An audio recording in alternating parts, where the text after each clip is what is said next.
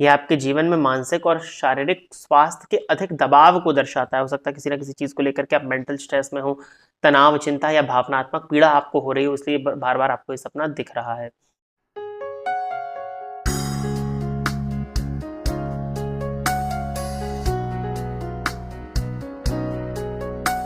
नमस्कार, स्वागत है आपका प्रोफेशनल एस्ट्रोलॉजी पर। मैं यशराज तिवारी आज आप सभी के समक्ष उपस्थित हुआ हूँ दी एस्ट्रोलॉजी शो के 111वें एपिसोड को लेकर। दी एस्ट्रोलॉजी शो में मैं आप सभी दर्शकों के द्वारा पूछे गए प्रश्नों के जवाब देता हूँ। वो प्रश्न ज्योतिष से संबंधित हो सकते हैं, किसी भी तरह का ज्योतिषीय उपाय या कोई भी प्रश्न जो कि आपके मन में हमारी इस ऑकल्ट साइंस की फील्ड से संबंधित उत्पन्न होता है, उन प्रश्नों के जवाब आप मुझसे इस कार्यक्रम के माध्यम से पा सकते हैं। क्या करना होगा आपको अपने प्रश्नों को पूछने के लिए? इसी वीडियो के कमेंट सेक्शन में जाकर के आप अपने नाम के साथ में अपने एक स्पेसिफिक प्रश्न को दे दीजिए। फिर जैसे ही दी एस्ट्रोलॉजी शो के एपिसोड्स आते हैं, उन एपिसोड्स में मैं आप सभी दर्शकों के द्वारा पूछे गए प्रश्नों के जवाब को लेकर के उपस्थित हो जाऊंगा। यदि आप इस कार्यक्रम को देखते हैं और इस कार्यक्रम के माध्यम से आपका कुछ भी लाभ होता है तो आप इस वीडियो को लाइक करें, साथ ही साथ इस चैनल को सब्सक्राइब करें ताकि इन फ्यूचर जो भी कंटेंट मेरे द्वारा इस चैनल पर अपलोड किया जाता है उसका नोटिफिकेशन आपको मिलता रहे। यदि इस कार्यक्रम के माध्यम से आपका कुछ भी लाभ होता है तो आप इस वीडियो को ज्यादा से ज्यादा लोगों के साथ में शेयर करें ताकि और भी लोगों का लाभ और उसका माध्यम आप सभी दर्शक बने। जैसा कि आप सभी दर्शक जानते हैं कि जो हमारे इस चैनल पर निःशुल्क जन्म कुंडली अध्ययन की सीरीज चलती है, उसके जब 200 एपिसोड्स कंप्लीट हुए थे तो मैंने आप सभी दर्शकों को सूचित किया था कि 200 एपिसोड्स पूर्ण होने की खुशी में मैं आप सभी के सम्मुख एक लाइव सेशन लेकर के उपस्थित होऊंगा, जहां पर आपकी जन्म कुंडली का अध्ययन मेरे द्वारा तुरंत निःशुल्क रूप से उस लाइव सेशन के माध्यम से किया जाएगा। जो भी प्रश्न आप पूछना चाहते हैं वहां पर आप मुझसे पूछ सकते हैं। साथ ही साथ ज्योतिष से संबंधित प्रश्नों के जवाब भी आप मुझसे तुरंत पा सकते हैं। किसी भी तरह का ज्योतिषी डाउट आपको होता है तो आप मुझसे वहां पूछ सकते हैं। साथ ही साथ हमारा 1-to-1 इंटरेक्शन उस लाइव सेशन के माध्यम से हो सकेगा। तो कम्युनिटी पोस्ट पर एक पोल भी डाला था, तो आप में से मैक्सिमम दर्शकों ने कहा है कि रविवार को दोपहर 1 बजे लाइव सेशन होना चाहिए। तो अब जो रविवार आ रहा है उस दिन से चैत्र नवरात्र भी प्रारंभ हो रही है। 30 मार्च 2025 के दिन दोपहर में 1 बजे मैं आप सभी के सम्मुख लाइव सेशन लेकर के उपस्थित रहूंगा, तो आप सभी उस लाइव सेशन में अवश्य ही उपस्थित हो जाइएगा। यदि आप जानना चाहते हैं कि आपका ये वर्ष कैसा जाने वाला है, आपका ये मंथ कैसा जाने वाला है, साथ ही साथ शनिदेव का राशि परिवर्तन प्रभाव आपके लिए क्या फल को लेकर के आ रहा है, तो इस वीडियो के डिस्क्रिप्शन बॉक्स की शुरुआत में ही 2 प्लेलिस्ट का लिंक दिया हुआ है। इन दोनों ही प्लेलिस्ट को इस कार्यक्रम को देखने के बाद में अवश्य ही चेक कर लीजिएगा। आपके लग्न एवं आपके राशि के अनुसार संपूर्ण फल कथन वहां पर बताया गया है। साथ ही साथ क्या उपाय आपको करना चाहिए जिससे कि आप अपने जीवन को और श्रेष्ठ बना सकें, इस विषय में भी चर्चा उन वीडियोज के अंत में की जा चुकी है। तो अवश्य ही इस कार्यक्रम को देखने के बाद में उन प्लेलिस्ट को चेक कर लीजिएगा। अब हम बिना विलंब के अपने आज के इस कार्यक्रम की शुरुआत करते हैं और आज के इस कार्यक्रम का जो पहला प्रश्न है ये ऋतिक कुमार राय जी का। इन्होंने पूछा है कि क्या रामनवमी की रात्रि को हनुमान जी की कामना विशेष रख करके 108 पाठ किया जा सकता है? जी बिल्कुल, रामनवमी की रात्रि में आप हनुमान जी की आराधना कर सकते हैं और 108 पाठ भी कर सकते हैं। और 108 पाठ को करने से पहले संकल्प ले लीजिएगा। आप सबसे पहले तो प्रॉपरली फ्रेश हो करके और स्नान आदि से निर्वृत्त होकर के ही बैठिएगा, ठीक है? पानी भी आप उस समय पर कम ही पिएं तो वो ज़्यादा अच्छा रहेगा आपके लिए, बस गले को गीला रखने के लिए। 108 पाठ का संकल्प ले लीजिएगा। उसी समय आप अपनी कामना भी हनुमान जी को बता सकते हैं कि इस कामना विशेष के साथ में आप इस 108 पाठ को कर रहे हैं। दूसरी चीज, वो जो कामना है उसमें किसी का अहित ना हो, इस बात का ध्यान रखिएगा। आपके हित के लिए वो कामना होनी चाहिए, बट उस हित की पूर्ति में किसी का अहित ना हो, इस बात का आपको ध्यान देना है।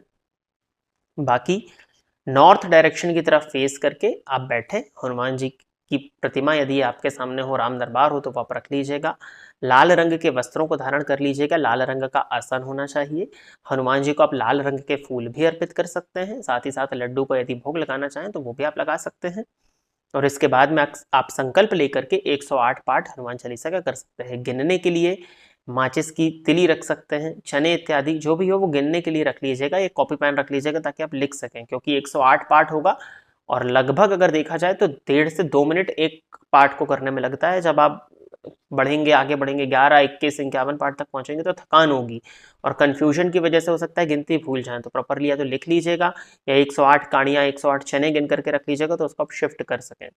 तो प्रॉपरली हर चीज़ की प्रिपरेशन करके आप बैठिएगा और हो सकता है कि किसी एक व्यक्ति को यदि आप अपने आसपास रखें जो कि सहयोग कर दे, देख रेख कर ले, कोई परेशानी हो तो वो उस कमी को वहाँ पूर्ण कर दे, क्योंकि आप एक बार संकल्प लेकर के आसन पर बैठेंगे तो बिना पूर्ण किए फिर उठ नहीं सकते हैं।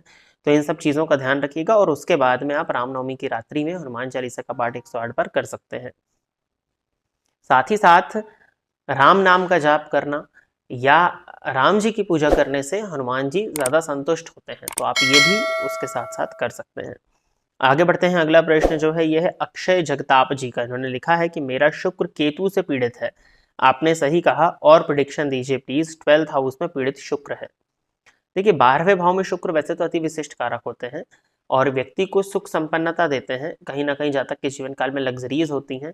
बट जब वो पापक ग्रह जैसे राहु की दृष्टि से यहाँ पर दृष्ट हैं तो वो दृष्ट हो जाते हैं, तो व्यक्ति अपने शौक को और अपने सुख की पूर्ति के लिए येन केन प्रकारेण प्रयत्न करता है। अब येन केन प्रकारेण प्रयत्न करने में, भोग को भोगने में कई बार वो भोग की अधिकता उस व्यक्ति को रोक दे देती है, कैरेक्टर वाइज ये व्यक्ति को वीक बना देती है। तो इसके लिए आपको योग, ध्यान और प्राणायाम का सहारा लेना चाहिए। साथ ही साथ अपने कैरेक्टर को थोड़ा सा बेहतर बना करके रखने का प्रयत्न करें और देवी आराधना करें। देवी आराधना करने से शुक्रजन्य जो पीड़ाएं होती हैं उसमें कमी आती है। शुक्रवार के दिन स्पेशली गौसेवा करने से भी शुक्रजन्य पीड़ाओं में काफी हद तक कमी देखने में मिल जाती है। और अगला प्रश्न जो है, ये नाम तो नहीं है, ऑक्टा, हो सकता है नाम लिखने में इनको परेशानी हो। इन्होंने लिखा है कि मैं पिछले 1 महीने से 4-5 दिन के गैप में रोज दांत गिरते हुए देख रहा हूँ। पहले मेरा सिर्फ 1 दांत गिरता था, फिर 2, अब मेरे 3-4 दांत गिरने का सपना देख रहा हूँ और डर के मारे नींद से उठ जाता हूँ, प्लीज़ हेल्प करें। वैसे तो देखिए सपने में दांत का टूटना अच्छा नहीं माना जाता है। इस पर हमारा एक शॉर्ट वीडियो है जिसको बहुत से लोगों ने देखा हुआ है और उस पर बहुत से नेगेटिव कमेंट्स भी हैं, क्योंकि एक बुरा सपना है ये आपके जीवन में मानसिक और शारीरिक स्वास्थ्य के अधिक दबाव को दर्शाता है। हो सकता है किसी ना किसी चीज़ को लेकर के आप मेंटल स्ट्रेस में हो, तनाव, चिंता या भावनात्मक पीड़ा आपको हो रही हो, इसलिए बार बार आपको ये सपना दिख रहा है। दूसरी चीज़, ये सपना मृत्यु तुल्य कष्ट को प्रदर्शित करता है, तो कहीं ना कहीं आपको भोलेनाथ की आराधना करनी चाहिए, शिव जी की आराधना करनी चाहिए। और पर्सनल एडवाइस यदि मैं आपको दूं तो एक बार अपनी जन्म कुंडली का अध्ययन करा लीजिए, देखिए कि किस तरह का समय आपका चल रहा है और उसके अकॉर्डिंग यदि आप उपाय करेंगे तो आप इस सपने से जो परेशानी का संकेत मिल रहा है उस परेशानी से बच सकते हैं। आगे बढ़ते हैं। अगला प्रश्न जो है ये अरिजीत तिवारी जी का। इन्होंने लिखा है कि सर प्रणाम, कर्क लगन की कुंडली में शनिदेव 7th भाव में वक्री होकर अपनी मकर राशि में कुंडली में सबसे ज्यादा बली होकर बैठे हैं, तो क्या मुझे हर सैटरडे शनि मंदिर में दिया जलाना चाहिए? देखिए आपकी जन्म कुंडली में शनि कहीं भी बैठे हों और यदि आपके मन में हर शनिवार को शनिदेव के मंदिर में जाकर के दिया जलाने की इच्छा है तो आप दिया जलाइए। दिया जलाने से, पूजा पाठ करने से, किसी भी तरह के पूजा पाठ को करने से किसी भी तरह का नुकसान नहीं होता है। तो शनि की पोजीशन वहां मैटर नहीं करती है। आपके मन में यदि इच्छा आई है तो अगर आपके मन में कोई विचार उत्पन्न हुआ है तो वो भी उस परमात्मा, उस ईश्वर की कृपा के बिना पूजा पाठ करने से संबंधित विचार भी आपके मन में उत्पन्न नहीं हो सकता है। तो ये इस बात को ही आप समझिए कि ये उस ईश्वर की कृपा है आपके ऊपर और वो चाहते हैं कि आप शनिवार के दिन जाएं और शनिदेव के सामने तिल के तेल का दिया जलाएं। तो आप बिल्कुल जलाइए, वहां पर कोई परेशानी नहीं है।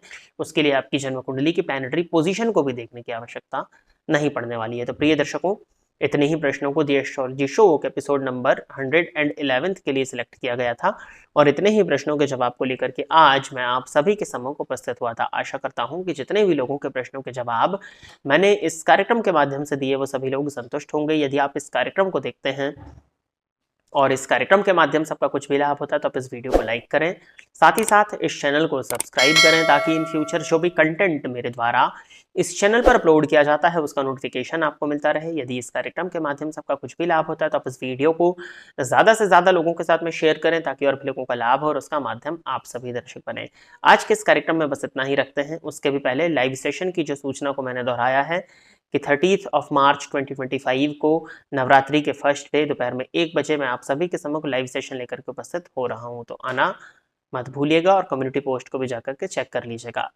आज के इस कार्यक्रम में बस इतना ही रखते हैं। नमस्कार।